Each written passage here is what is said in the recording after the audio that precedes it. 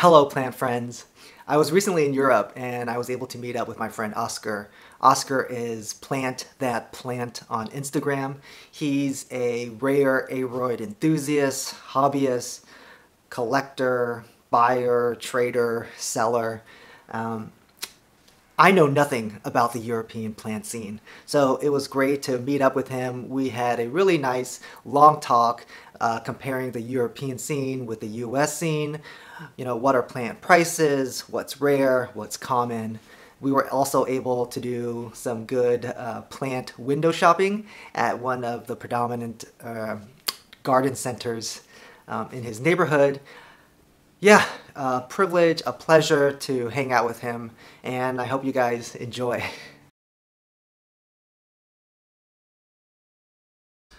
Let me see. We were checking out some plants today, and you were excited about some plants. Oh yes, yes.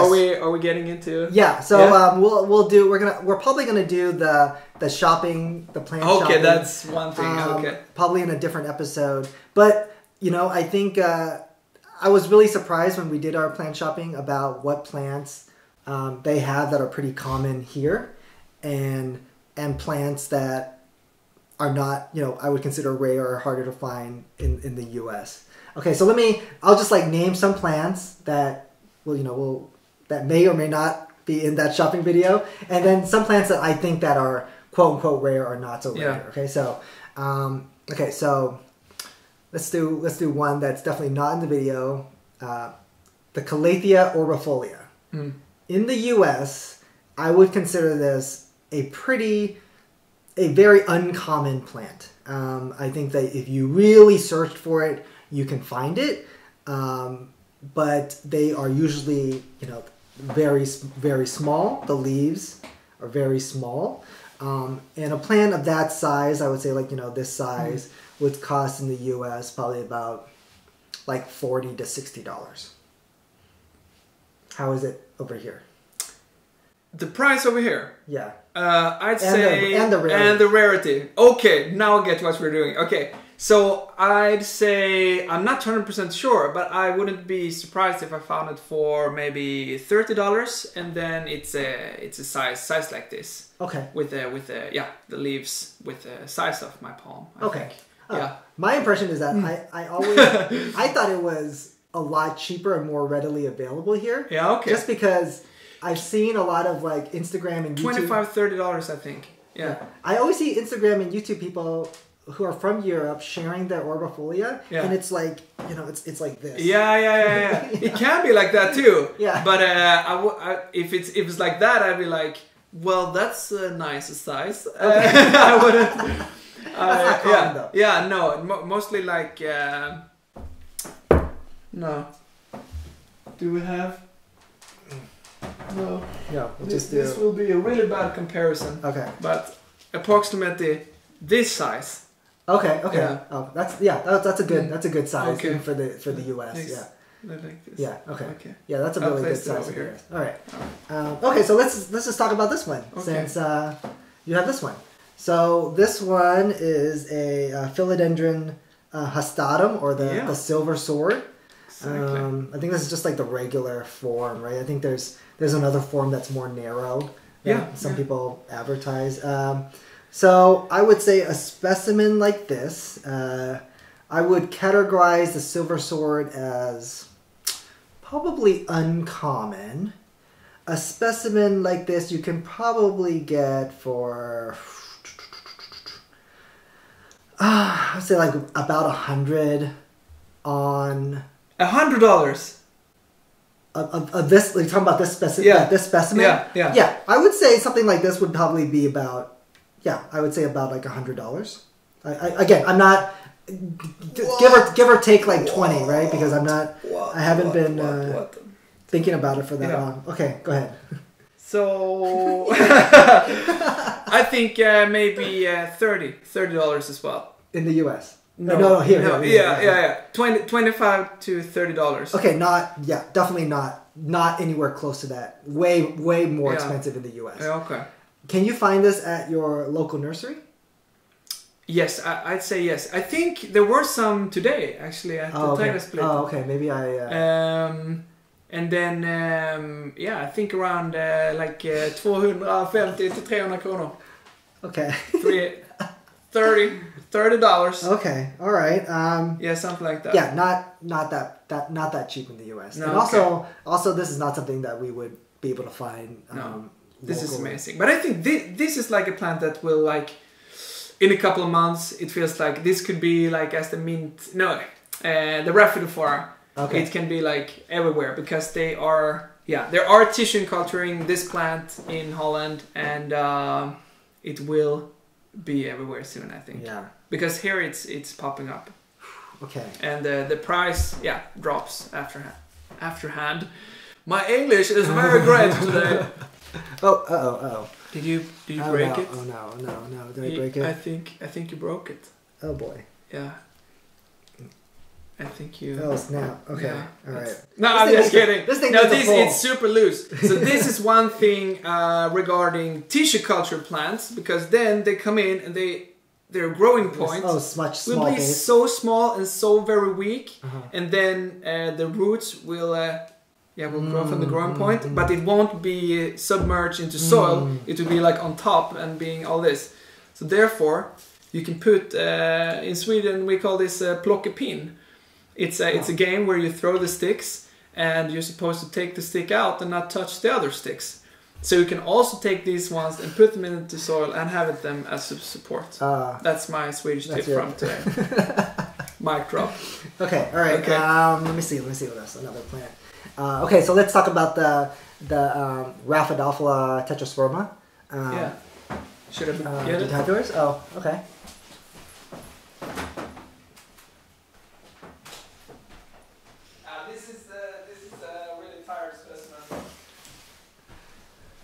Oh, okay, yeah, this is okay. Wow, okay. So, okay, so a specimen, okay, so the rhaphidophora, I think that's how they say it, right? Someone told me. Rhaphidophora. Okay, rhaphidophora. Okay. Rhaphidophora. Nej. Rhaphidophora. Okay, so the tetrasperma, very, very common, or not very common, very, very popular in the U.S. Frequently known as the mini Monstera, right, for the mini leaves. Yeah. So a specimen like this would probably go for, I would say, you're like. I would say at least I would say about $60. $60 in the US. I would say, I'm not sure that you know, but in a couple months ago or earlier this year, there were some tetrasperma that popped up at our very, very common garden centers. And they looked a lot different. The leaves were distorted. They were distorted. is a good way to say it. Yeah. So obviously those were the tissue culture ones, and people did not like that. I think in the U.S. that was probably of recent one of the more I would say biggest examples of tissue culture that the people or the masses knew about. And it really did not go well. People did not get a good impression of tissue culture from that. I think it wasn't. Yeah, the deformity was. I think it just took away how elegant or how pretty the plant was. It turned it into something a little different. Yeah. It didn't have a nice. Took the whole almost looked a little bit like this leaf. Almost. Yeah. Basically, all the leaves were little. They were wrinkly. Yeah. It just did not look fun. Newborn baby. Yeah. How is it on the European side? So we've definitely seen the distorted ones as well, but I find most of them are taken as cuttings. I think this one is a cutting as well. Okay. And they've been good rooted cuttings have been sold over here. and they've been alright. Yeah, good roots and so on. So how much would something like this cost like you? In a Swedish store, if we were to run into a Swedish store today, I think, and that size, maybe that would still be maybe $35 or so. Okay. 35. Yeah. All right. Yeah, we would. I have never found this at a store, like a real one that's not a tissue culture. You know, okay. Like, yeah. So. Yeah, what do you say the price were in the US? I would say this thing would cost at least $60 to $70. Yeah. Yeah, in the US. But you wouldn't find it at a store. You would find it basically. internet. Yeah, you would have to find it in someone's collection. Yeah. And and it's not uncommon because these guys do grow fast, right? So it's like, once it outgrows your collection, you would just chop off and then take off. Let me see. Another plant that we talked about we didn't see today, the Philodendron pink princess. Yeah. Right. So that's a plant that I would say, was very, very, very popular a couple months ago, probably in the middle of 2019, and the popularity has gone down like a tad. I think it's still a very popular plant.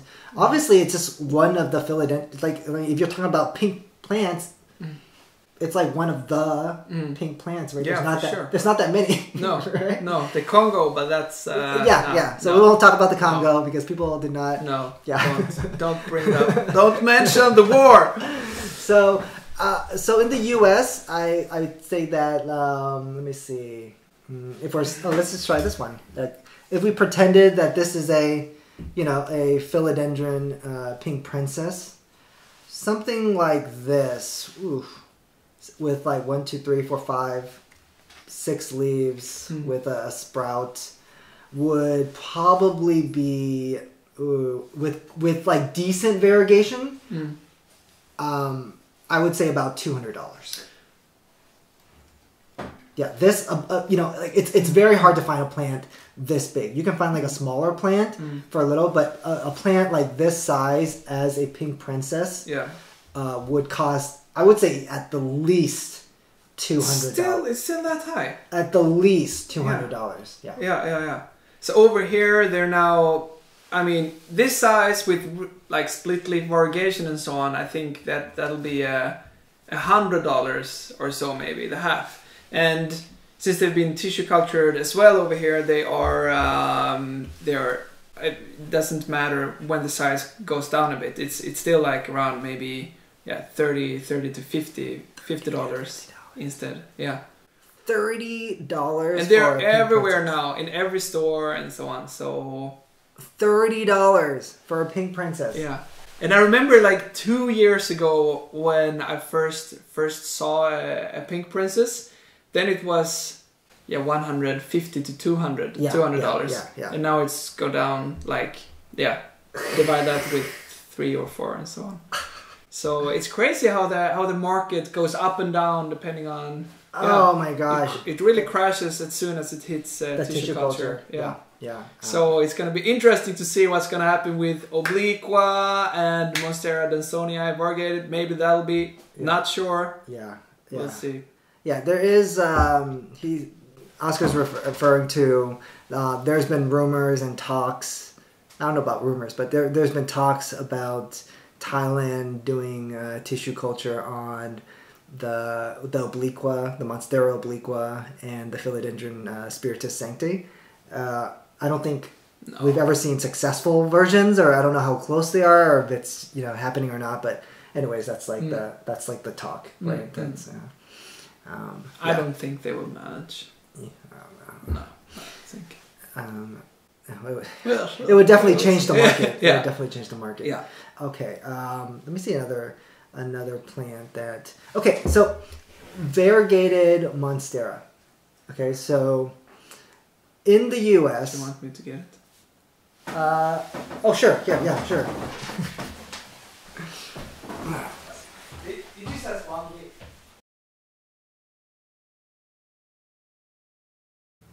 So as we're talking about plant prices, and I kind of gave him my estimates on U.S. prices, I think I probably lowballed a lot of how much plants are costing in the US these days. I think the estimates that I gave him were probably on the lower side.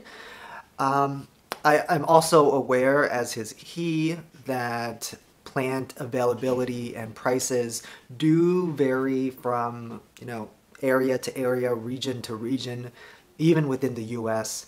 I assume that when he was talking about plant prices, I assumed he also, was aware or is aware that there are probably regional variations of plant prices as well as plant availability in Europe as well, right?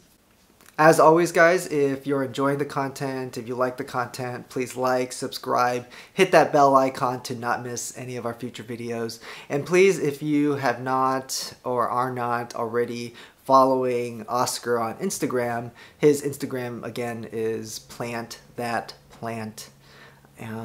Yeah, definitely give him a follow. Super, super nice guy. And until next time, happy planting.